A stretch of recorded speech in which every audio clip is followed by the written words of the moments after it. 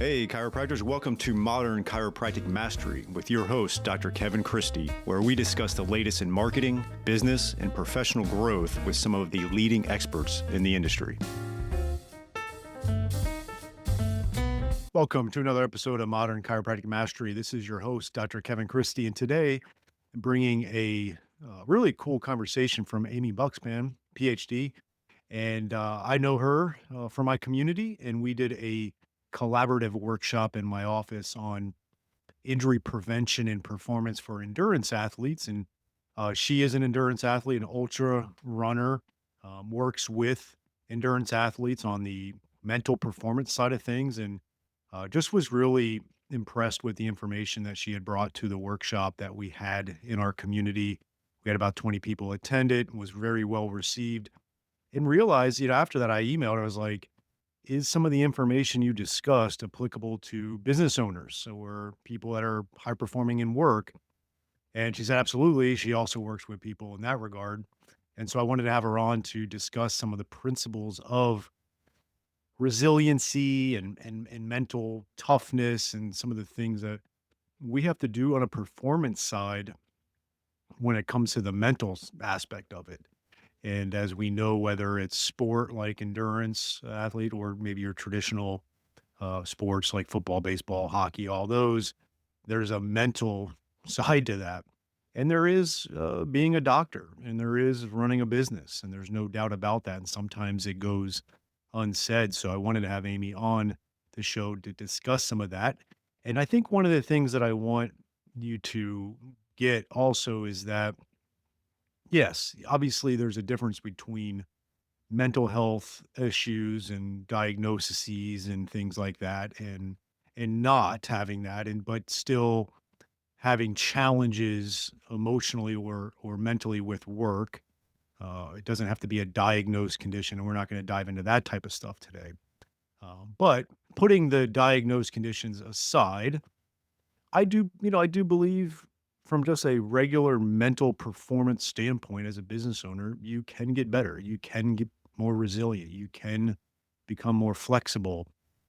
You can deal with the ups and downs better that we do. And that's why my goal is when we work with chiropractors, that's part of what we do. But it's also why I love having this podcast and be able to bring on true experts to bring you some value in all kinds of different things. And so without further ado, here is my interview with Amy Bukszpan. All right. Excited to have Amy on the show here. As I mentioned in our introduction, we've done some work together in the past, mostly with endurance athletes, but we're going to make the connection between what she does for endurance athletes and also you as a chiropractor, practice owner, future practice owner, on the roller coaster of life and business. Before we dive into that, Amy, tell us a little bit about yourself and what you do.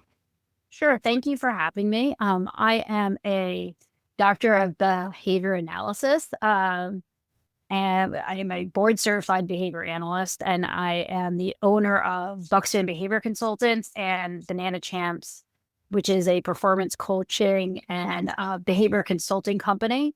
I work primarily with ultra endurance athletes. I coach a team of ultra runners, and I provide them with their day-to-day running programming, which involves their mileage and their runs and what that looks like, along with their strength and conditioning programs, and then their mental coaching, which is their coaching for their mental preparation to take on the rigors of training for what could be something from 30 miles, half day effort, to 250, 300 miles, which could be a whole week's worth of running effort. So we do how to prep for training for that, how to mentally prepare for race day, and how to build that mental resiliency and mental toughness and those types of strategies. Yeah, it's awesome. And you and I were doing a injury prevention workshop and performance workshop for endurance athletes in our office a month or so ago, and it was really cool to dive into that. Tell us a little bit about also your personal experience with these endurance events? Yeah, so I have been running ultra marathons myself since 2018. Before that, I was a half marathon runner, done a New York City Marathon about 5 or 6 times now. Been lucky enough to do that. But, at a certain point, I pivoted, I started doing back-to-back marathon. Then, it was like, there's this thing called ultra running out there. Did a Hopped in, did a 50-mile trail race down here in South Florida, then immediately signed up for a 100-mile road race, Mhm. and then started looking out to the mountains and going out west and, jumped into a 250-mile mountain race through the desert of Arizona up into the mountains, and then, recently finished a mountain 200 in Tahoe. And, actually this summer, I'll be going out to Alaska to race, 135 miles up an old Alaska road through Denali, and then going back out west and racing another 2 more 200s. So, not only do I coach this, but I use it in my own practice. And as a small business owner, person, I own my own company, I have my 2 companies. Um, I use a lot of these strategies, what we call organizational behavior management strategies, behavioral psychology strategies, but the same mental development strategies in my practices and as an ultra runner that I do. Um, with when I look at how to build and work with my company, and I also I work with companies and their leadership as well. Yeah. Well, I was like, when I was listening to your talk at my office, not being an endurance athlete myself, but I kept on like when you were teaching us all this stuff, it's like, well, a lot of that applies to business and ownership and just professional life in a lot of ways. And one of the things you obviously talked a lot about was mental resiliency. And how do you kind of define that for someone? Mental resiliency. Yeah. Like, I guess it's in the phrase, right? It's in the term. well, know what it is? It's this thing. It's interesting. I think uh, it's a fuzzy topic, and as a behavior analyst, we're always looking. We try to define everything we do. We talk about operationally defining things and like what we can measure and what we can see. And mental resiliency isn't one of these things that's so easy to measure and to see. But like when you go through it and you're doing it, you're all like, or you see somebody do it, you're like, oh, that's a resilient person. But it is the ability to take risks and put yourself, I would say, in risky situations or put yourself in positions where you're under pressure and you're not in your optimal safety net, Yep. and you go through it anyway, and you come out the other side and you're no worse for it, right? And you Mhm. can move forwards and you learn from those experiences, and that's the best you can hope for. I always preach too to be curious in your skills and to learn to be flexible. And that's the part of resiliency that I think is one of the biggest at being adaptable and flexible and being curious as to what happens. And then when you have a business or when you're an athlete, not being afraid to move towards what's scary and to take risks. And then if something fails, being able to adapt or being flexible to that failure and then learn from that failure and move forwards. That is the mental resiliency, like not going, oh, I'm going to sit here and wallow in what could have happened or what should have happened, but rather you pivot and you go, okay, here's where I'm at now. And here's what my next steps can be. Here's where I can go. And that's I'm gonna keep moving rather than just stopping and being stagnant. Yeah, and I know you had told some stories of some of that resilience or flexibility in your own running adventures, right? Yeah, I mean, I've had quite a few. I most recently when I was in Tahoe, I mean, I Tahoe 200 is a very challenging race, especially for those of us that live at sea level going and racing somewhere in altitude. They say that we train at poor man's altitude, which is in the humidity. That's true. We us Florida runners learn to train doing bridge repeats for getting our climbing legs. But I went out there and I prepared as best as I could. I didn't miss a single training day. I had a solid training block going out there. I did everything my coach could ask me for. Our flight was delayed going out there. I got sick the night before the race. I showed up as best as I could. 100 kilometers in, which is about 61 miles. I I pushed and I wasn't feeling super great, but I kept going. And I had met with my team the first time and they're like, all right, we're gonna fix you up and you keep going. And then 100 miles in, I pretty much was wheezing and I could hear my chest wheezing and I felt really awful, very, very sick. All the pollen had gotten to me out there, all the dust. And I just was like, I was ugly crying as I describe it, begged my crew to let me quit and was like, that's it. I'm pulling the plug on this. I didn't care how much money it had cost me to get out there, how many months I'd given up, things that I wanted to do, things that I'd wanted to like, have a cocktail on a Friday night and stay up late, but I didn't because I gave up to go, wanted to go train in the morning. Early mornings, you give up your late nights or anything. But I was like at that moment ready to say, I give up everything because I was done and I felt awful. Um, but then they said, you make this decision. They left me alone and I had these thoughts in my head and I said, um, it's never gonna get worse. Mm, That was what I said to myself. Like you put in too much and it's like you put in too much work. All these people showed up for you mhm. and they support you. I had some colorful words that I shared with the people at your office that I won't share here, with my crew and picked myself up and and finished that race and finished the other half of the other 100 miles of that race faster than I ran the first half of the race, which is pretty amazing. But what it did tell me and it taught me is that it really doesn't get worse. Yeah. Um, and you think it is, you think it's going to be more painful. And it is a really powerful learning experience. I learned more about myself and who I could be and who I am hitting that bottom and making that choice to dig myself out than if I hadn't gone through that. A year before, I had run Cocodona 250, which is an incredible 250-mile race in Arizona. And I ran, for me, a perfect race. It was my first race over 125 miles. So it was 250, a huge leap. And I had a really wonderful race. I had everything positive that could happen.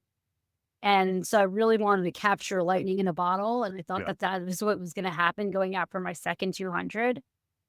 And then I had this other type of experience. And I learned more from hitting that bottom than I would have learned having another perfect race.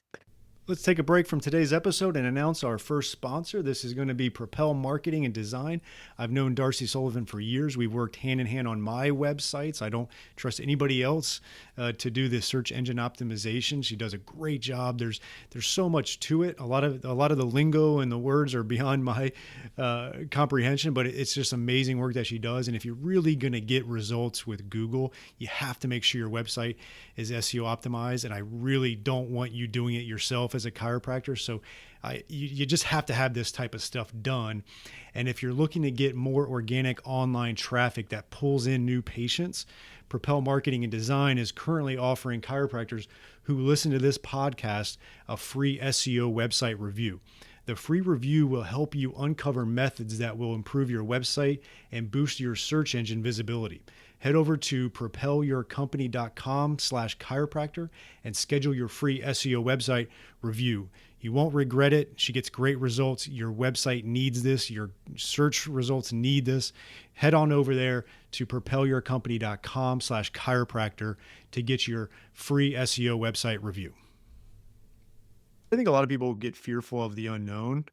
Hmm. They haven't been there before in that sense, or haven't gone through that cash flow crunch or that employee turnover, all the things that, they may not have gone through before. And so the unknown prevents them from taking those steps. Like for you, the next 100 miles. For the chiropractic practice owner, it could be just taking that next step in business, or opening up that office finally, or investing in that team member equipment. They never take Hmm. those steps because the unknown. ver- But if they did, maybe they take their lumps. Maybe it's a perfect race. It's a perfect hire, but maybe they do take their lumps. But you figure out how to overcome that, which you do. And then it becomes a positive feedback loop of like when you hit that next hurdle or 100 miles, you say, I did this before. It could be, it could be worse, right? Is that what you see often with people you work with? Absolutely, absolutely. And I think that in business and in running, it's the same thing. And, I was just thinking, I put on a race last year and it was my first time as a race director. Mm, And we were putting on it was supposed to be a 24-hour, 12-hour, and a 6-hour race. mm, And we find out that we had people signed up for all the different types of races. And we find out about myself and the co-race director about a month ahead of time that the school is no longer going to let us do a 24-hour race. And I was like, "Oh my god, we have all these people that are so excited to run this 24-hour race. What are we gonna do?" And then the platform that we put the races on doesn't allow for refunds. I'm a new race director. What are we gonna do? And I said, "You know what? I'm gonna do what's right. I'm gonna give all these people a refund. I'm gonna take it out of our own cash flow. I'm gonna pay them out what needs to happen because at the end of the day, you have your reputation mm. and we have a learning experience and we're gonna move forwards. I'm gonna put on a great race and I'm gonna do what I can do and it stinks and it's financial hardship and we still have all these things that we have to pay for this race and we're going to move forwards and we did that and people love the race. Now fast forward to this year, we had additional issues, we had the race, we have a 24-hour, a 48-hour version and a 12 and 6-hour version of this race. It's going to happen in 2 weeks. And I signed a contract with a university. University fires the guy that I have a contract with. They null and void the contract. This was a whole nother story Mhm. and leaves me 2 months before the race looking for another location to hold the race at. And I am crying in the back seat of an Uber going, "I can't believe I'm in this position again. Yeah. What am I gonna do?" Now, let me tell you something, the amount of money that we've spent, people get for a 48-hour race, people spend a lot of money. It's a lot to do and a lot to spend renting these facilities. Um, but I said, "You know what? We fixed this once. I'm gonna we'll fix it again." And instead of just sitting and wallowing in it, I immediately and trying to get retribution, which I think a lot of people too would do, like be angry at the situation. I was like, I just have to go in I have to go in forward mode. I have to contact places. I have to figure out how we're going to move forwards and make this for my customers who are my runners and move forwards. And I think that that's again, those are those signs of resiliency is like, okay, I can be upset and I definitely had my emotions, but then you have to pick yourself up and go, what do we do next? Yeah. And I think that that is resiliency in business as we do resiliency in running. And it's all of those things. It's not wallowing in it. It's taking your lumps when you have to, but then it's also learning from those past experiences and just, and there's certain things that are going to happen and you're going to go, I can't believe this is happening to me twice, but it happens. And employee turnover is one of those things. Like I deal with it as a behavior analyst in my other practice as much as I do with running. And you have to think like as a coach, we constantly have turnover in clients. Yeah. So, if I was upset every time I lost a client, and it'd be killing me slowly. So, every time, so you have to like be able to move forwards. You just pull Well, yourself together. and it sounds like you're not saying, you can't have emotions around it.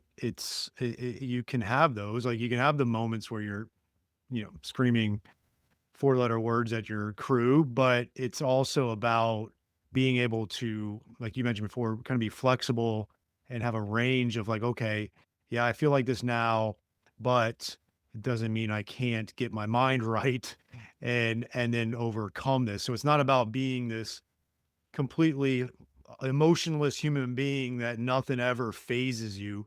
It's about maybe having strategies to overcome things that are obviously phasing you at that point, but not letting it make you retreat completely and throw your hands up.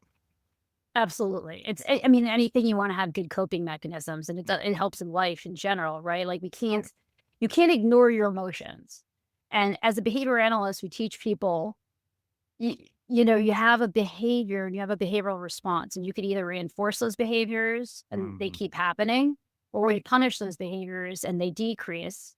And when you have a problematic behavior that you want to go away, you replace it with an alternative appropriate behavior. Mm. So you you can identify and go, look, these are things that scare me. These are things that upset me. I can identify that it makes me upset. I can say I'm upset, but then we have to choose an alternative behavior instead of going, look, I'm upsetting, it's upsetting. I'm just not going to deal with it, which I think a lot of people choose just to not deal with things when they're upset. And that's when, and like athletes and runners go, oh, this is too hard. This is too painful. I'm just dropping out of this race. I'm just not going to do this anymore. I'm going to stop training. It's too hard. I'm bored, whatever, or like business. Some people choose to ignore their bills. Yeah. Like, I'm not paying this. Like, that's not a good, it's never going to go away. That's not a good answer. So instead, you have to figure out what is it you can go. This is problematic. I have a stack of adults that are piling up. This is problematic. I need staff. This is problematic. I'm hurting in a part of this race. But what is the choice that I can do? So, you know, for me, like I have business strategies for work. Like these are the strategies that I have that can assist me when I have financial issues, when I need to talk to somebody, when I have questions. I have a mentor for my business, and for behavior analysis, I have a mentor. And then for running, I tell my runners, if we're in a race, here are things I can control. Mhm. Here are things I can't control. Yeah. If in a race situation this comes up, what do I do then? Yeah. And here's what my crew knows what to do. Here's what I'm flexible about. Here's what I'm not flexible about. So it's all a game of problem solving if, when these things happen. So we have these replacement behaviors. So you do learn to identify it and you can have the emotion, but then you got to move on. Yeah. So like, yeah, identify it. Say I'm in a really bad place right now. I'm emotionally broken, but we can't stay there. And it's okay, like it's okay to feel the feels, Mhm. but it's not okay to, like, let everything fall apart on you, and then at the end of the day, the whole there's when it comes to a business, there's other things you have to do. Yeah. At the end of the day with a race, if you decide to drop out, you decide to drop out, but probably the next day, you're gonna feel pretty cruddy about it anyway. Would it be accurate if it was like it's kind of the quickness of the response that you have to it and recovering from the faulty thought processes? Is that a common theme you see with people that are resilient? Yeah, yeah, we would call it, like, the latency in it, Yeah. like, the time in which it takes for you to do it. Yeah. Um Yeah, I think that resilient people will tend to like snap out of it pretty quickly and Yeah. be able to turn it around. But it just depends on what it is. And I think that you will also find that there's a support system in place, and like people will have like their support circle and those people that they know that they can have, and that helps you be more resilient as a course of it and help you make those decisions more easily. Mhm. Like I said, I have, when you have a crew for runners, when you have a business mentor or somebody that supports you, then you can have somebody talk you through it, which helps make those decisions and having somebody in your corner. And I think that it makes that aspect of being resilient come forth a little bit easier. And I think that you'll find that in other things as well. And I think, when people have traumatic experiences in their lives, one of the things that helps them get through those traumatic experiences is having other people trusted professionals, trusted family members that can support them in that system. Well, it's So I like think that you that's yeah, I've even read where, military, they do pretty well when they're in their platoons and they're with their fellow soldiers in the thick of battles and they're pretty good in that sense. It's when they leave and they go home and they don't have their band of brothers anymore like the movie show. and they struggle because they don't have that group anymore. Yeah, I would say after a big race Yeah. and you go home and you're by yourself, Mhm. um, plenty of us, the people just get like a little emotionally void a little after you go through one of these big experiences and you're not with your crew anymore. My husband has stopped crewing me and showing up at the end of my races, not because, Yeah. he doesn't want to or anything like that. It's because he has work and he Yeah. can't come out for a week. But it's hard to then you have this experience and you have to, like, there's like I would say it's, in building a business, there's all these like little micro traumas that can go on throughout your experience with it. So learning how to cope and who to talk to about that as that happens, it's a big deal. And then, you don't want to go through that again. Mhm. So the same thing with races, people are like scared. Oh, I remember what happened. Excuse me. Remember what happened to me when I was at mile 60, 65, 70. That was really scary in a dark place. I don't want to put myself through that. Or, we talk about injury, memory of being injured. And you start to feel it happening, or, oh, this is how I strained myself. This is how I tore this. I don't want to do that again. So they stop before it happens because they're fearful. Mhm. You know, that causes a lot of people to do things. And the same thing, like I got burned by business before, it put me in financial straits before, or I hired a person that was similar to this. I don't want to take that risk anymore. I don't want to put myself out there. So I think you wind up with this like a little post-traumatic experience that you're always kind of riding. But, if you're resilient and you can go and you can start to trust the systems you built around yourself and go, you know what, that was that experience. Yeah. What are the alternatives? Mhm. What can we do? So I always talk about, the coin, and there's two sides of the coin. And, here's everything I want to have happen. And here are the possibilities here are the things I have to give up Yeah. to get what I want. And also, here are the things that might occur to also get what I want. And am I willing to come into contact with the bad to pursue the good? And like, we talk a lot about values and like, Yeah. are all my values aligned with what I want? Mm. So, business, if it's what you want your business, or if it's with ultra running. So, with ultra running, I said a little bit of this before. You have to give up a lot if you want to really reach your good outcomes. I've never seen anybody have a successful 100-mile race that didn't put the work in. I mean, you could definitely go 100 miles, but you're not going to feel good. I wouldn't call it successful. I'd call it like walking, Yeah. maybe limping across the finish line in 40 hours. I mean, it's not comfortable. It's not how I would recommend anybody do it, but you gotta put in the hours, you gotta put in the work, you gotta put the time in. It takes sleep, it takes nutrition, it takes lifestyle change, it takes giving up stuff. And you have to have all those values aligned. And that's the same thing as starting a business and working in your business and giving up all this. You have to give up a lot of stuff Yeah. when you're invested in what your values are.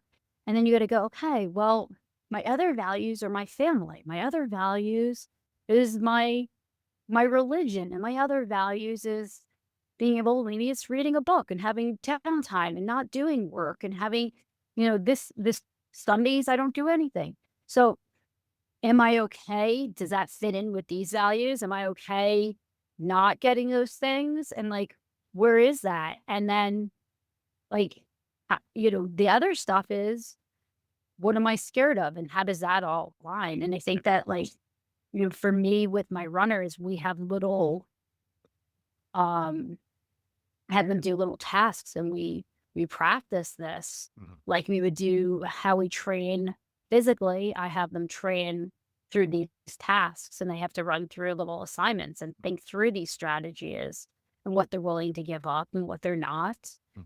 and what happens when their values for two different things bump heads. So when I want to give time for my kid, but I need to be training at the same time, how do we do this together? Yeah. Yeah, no, it makes sense. Let's take a short break for one of our great sponsors, TrackStat. It is a new type of software plugin for your EHR that combines patient communication, marketing, automation, and statistics with patient and employee tracking. Built by chiropractors for chiropractors, it shows your team what to focus on each day. See patient visit habits, missing information, unpaid bills, insurance collection visit average, and more. Great visibility of data so you can focus on filling your office with your best patients. When you can see what your staff and patients are doing or not doing and take action accordingly, your profits naturally grow. Take TrackStat for a test drive in your office with our free trial. Not a techie, no problem, we can help.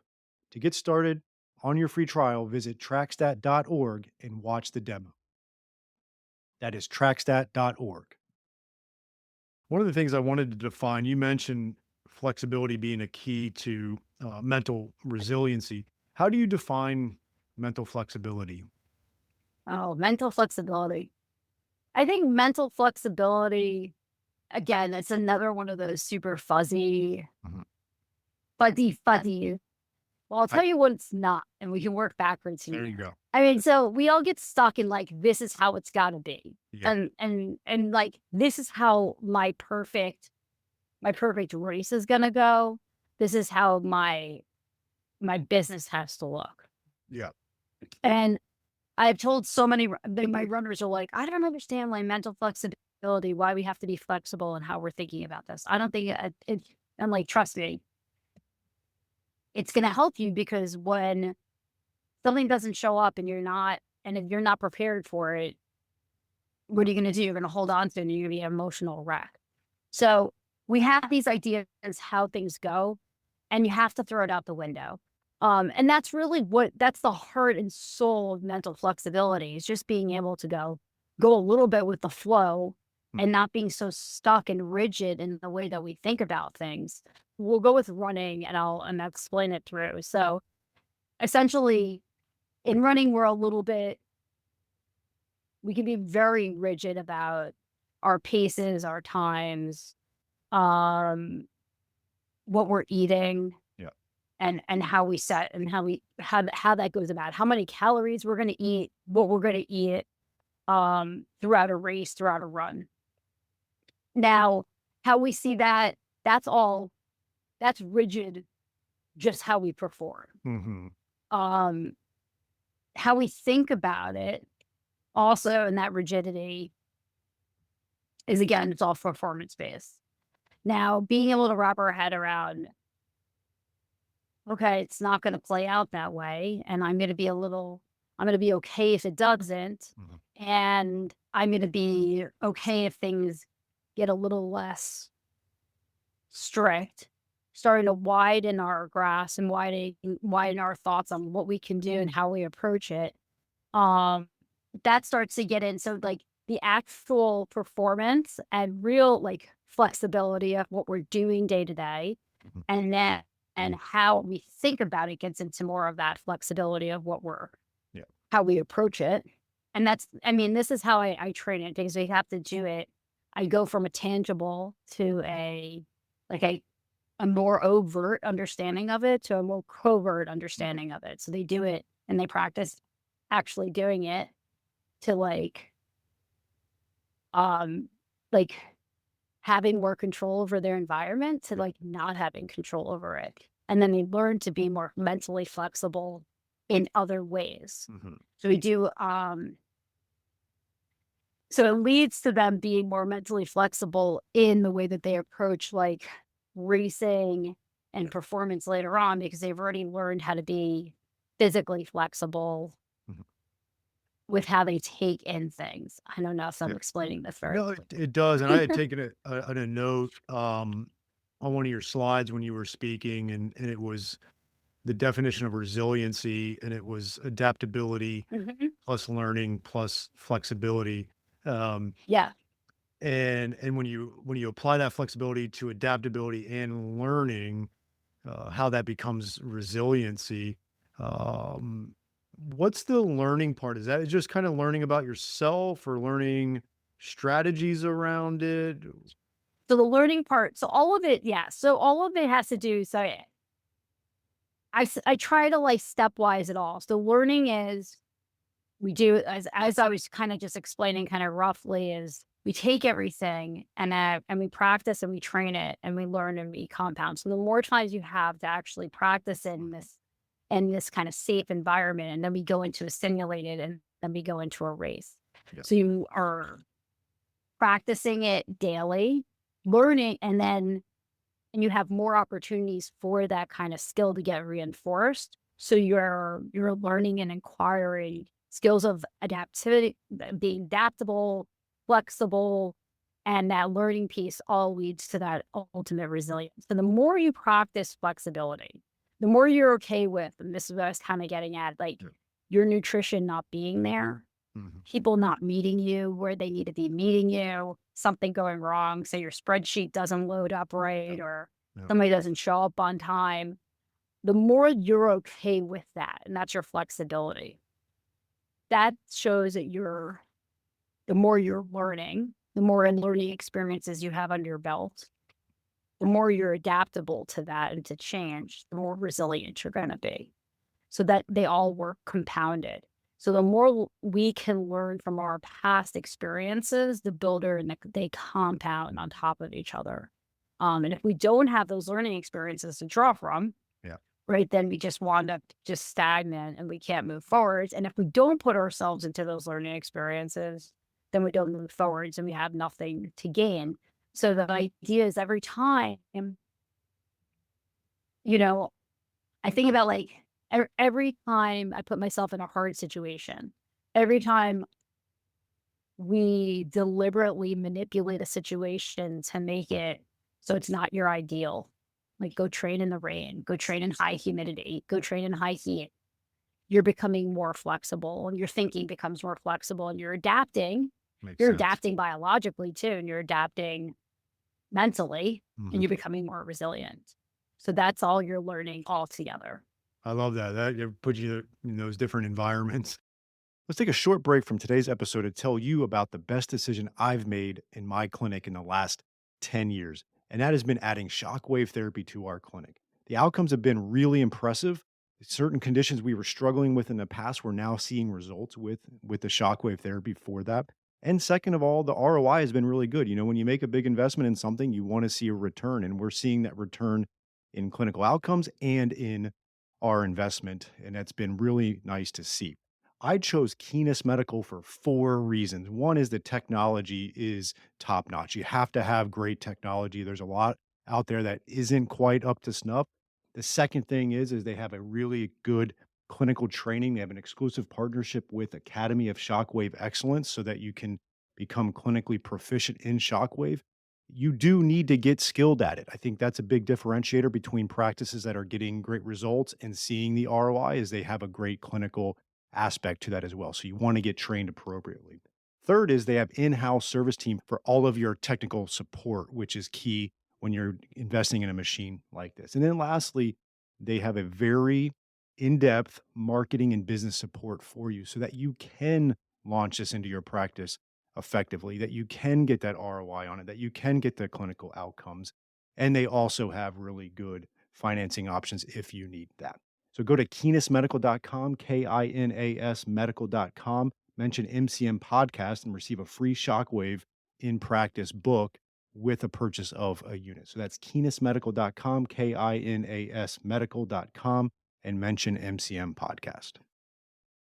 I remember you talking a lot about self-talk, and I know that's something you've mentioned a few things today where I know for myself personally, I've gotten better with my self-talk over the years. I've done a lot of work to do that. I'm not perfect, and when my self-talk is failing me, that's where I do rely on my kind of surrounding group of chiropractors in our mastermind group and other mentors I have.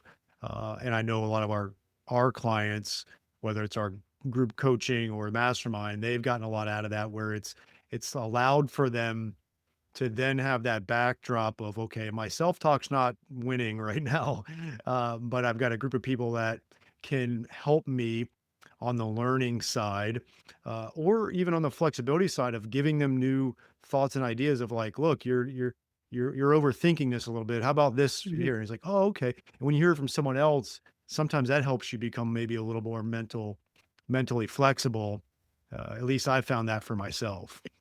I agree. I think, like, I sit down, I have one particular athlete that I work with, and he told me, yes, that's the one that's like, "I don't understand what mental flexibility has to do with any of this, Mhm. and I will never be able to visualize, and I don't do self-talk."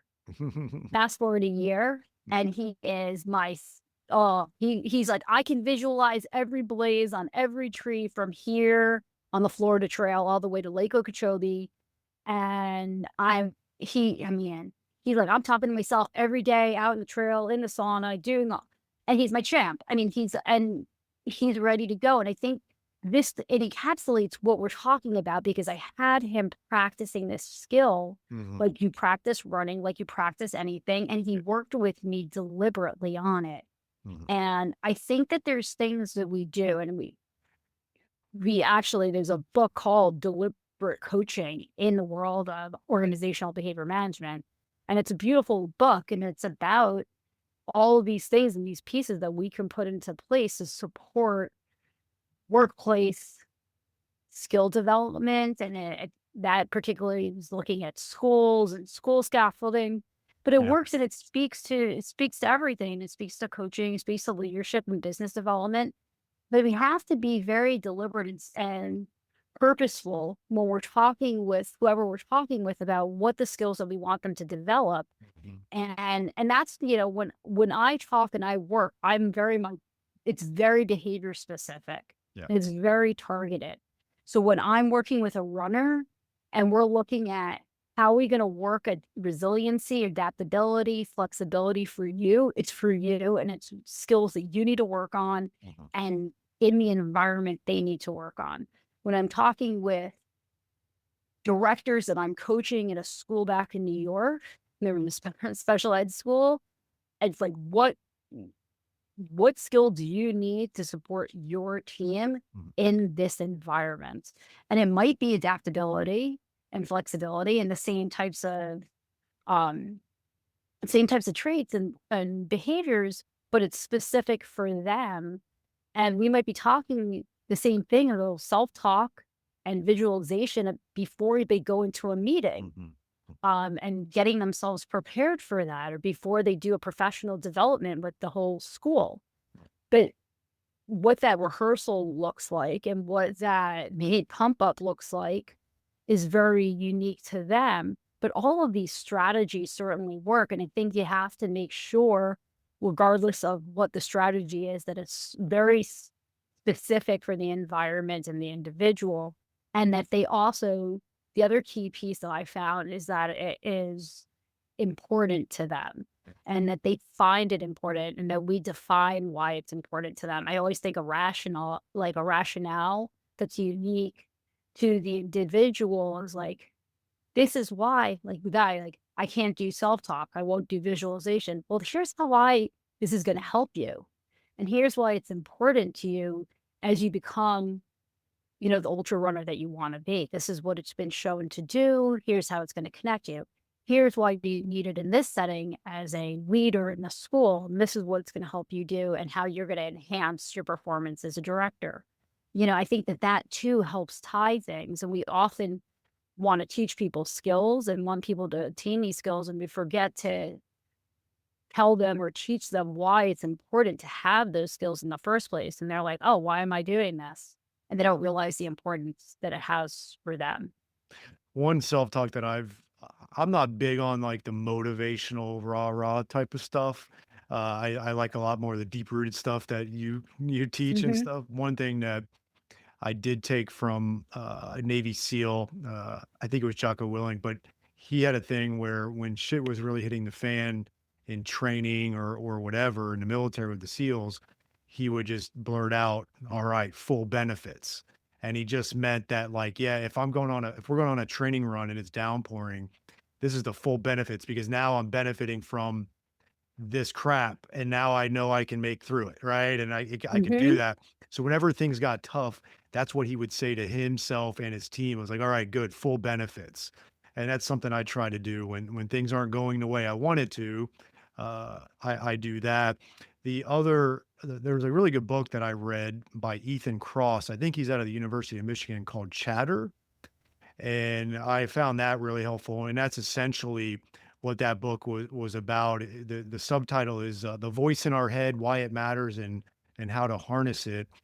And he comes at it from the kind of research side of psychology, and I believe it's either Michigan or Michigan State, and I thought that was a really good book for me to have some strategies around it, but it's nothing like having a coach do that, and so how can our audience? I want to first thank you for this. This has been amazing, and I think it's information that people really need to first understand and then actually work at it because you can get better at it. I know that. So what would you say to that person who's like been struggling with this and doesn't see that they can get better at it? And then just finish it up with how they could reach out to you and find out more information. Yeah, I think it just takes pick a small target. What small step do you wanna get better at? And break that down into small component steps, Mhm. and then take it one step at a time in, like, even micro components. Yeah. So if it's self-talk, Mhm. self-talk around what, and then how do you wanna go about it, and then make it part of one part of your day, and then track it. And, like, did I do this once today? Can I then do it twice today? And do it just small little steps and then make it part of your daily practice and hold yourself accountable for it. I think that that's a good way to start, as you would start any habit. And then if you want to get a hold of me, I have a fun website called bananachamps.com. Um, that has a contact page and everything that I do in my coaching world, easy. And then Banana Champs on Instagram, Banana Champs on Facebook. If you start typing Banana Champs, I'm the only one out What there. what's the story behind Banana Champs? So Banana Champs is a nickname that I was given, the banana champ out in the ultra running world by a race director. One early morning or late night, depending on what you're calling it, when I was out crewing for a friend, and I put his banana suit on and ran after him and paced him in a 100-mile round. And I said, "Get out of this aid station, or I'm going to run the whole rest of this race in this banana suit." And then he purchased the banana suit for me, and ever since then, the banana suit goes everywhere with I me. And so, yeah, it's stuck. love it. Love it. Well, Amy, this has been great. I really appreciate your time and expertise, and hopefully I'll see you soon. Yeah, thanks so much for having me. I appreciate it. I hope you enjoyed this week's episode. And if you want to make the shift from busy, broke, and broken to time free and cash confident, or you just want to continue with the exponential growth, check us out at modernchiropracticmarketing.com. Look at the MCM Mastery tab, watch the short video on there, and check out what we are doing now for evidence-informed chiropractors. We are equal parts coaching and marketing done for you. Yes, you shoot some videos, we help you with campaign strategies and ideas and really become a thought leader in your community. You shoot those videos, you send them to us, we produce, edit, and brand them to you. Then we distribute them through all of your channels.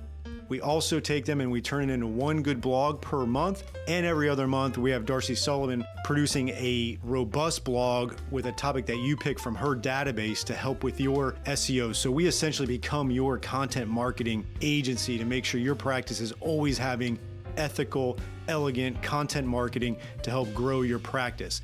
On the coaching side, we also help you with everything from marketing ideas to business, communications, finances, anything practice growth, and really try to help prevent you from being stuck on that island. And we hold you accountable. We have a great group of doctors that are just doing amazing things, and we look forward to help you out to take that next step in your practice. So again, check us out at modernchiropracticmarketing.com and learn more.